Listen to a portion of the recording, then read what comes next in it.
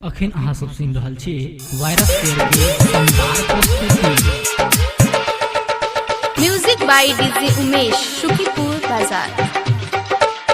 गेल छलियो पढ़ैला कोचिंग गे मामी, हमरा कहल तो सुन गेनी, केलियो माना तो पीछा लगी गेलो गे, केलियो माना तो पीछा लगी गेलो गे, छौरा खेते खेते चुम्मा लक भागी गेलो गे, छौरा खेते खेते चुम्मा लक भागी गेलो गे। गेल छलियो पढ़ैला कोचिंग गे मामी, हमरा कहल तो सुन गेनी, केलियो माना तो पीछा लगी गेलो गे, केलियो माना तो पीछा लगी गेलो गे, छौरा खेते खेते चुम्मा लक भागी गेलो गे, छौरा खेते खेते चुम्मा लक भागी गेलो गे।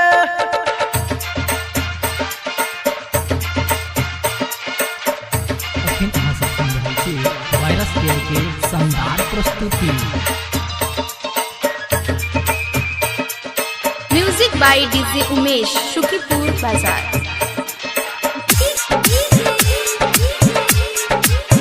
पकड़लक हाथ खिंचलक पास बड़ा डर भेले गे,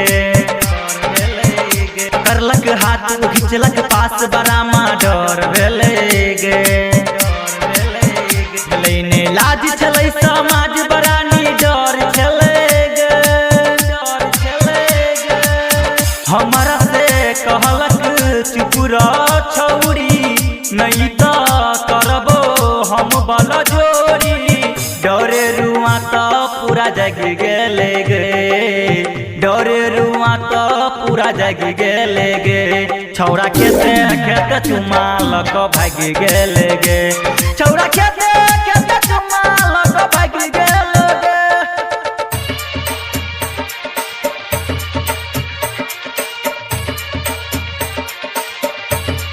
अखन अहाँ सब सुनि रहल छी वायरस केयर के शानदार प्रस्तुति। Music by DJ Umesh, Shukipur Bazar.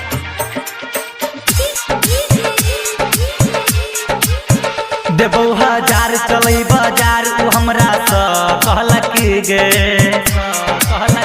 देबो हजार चलै बाजार, उ हमरा से कहलक गे, हो गेलो चुप जे कहलक रुक बड़ा हमरा उ डटलक गे,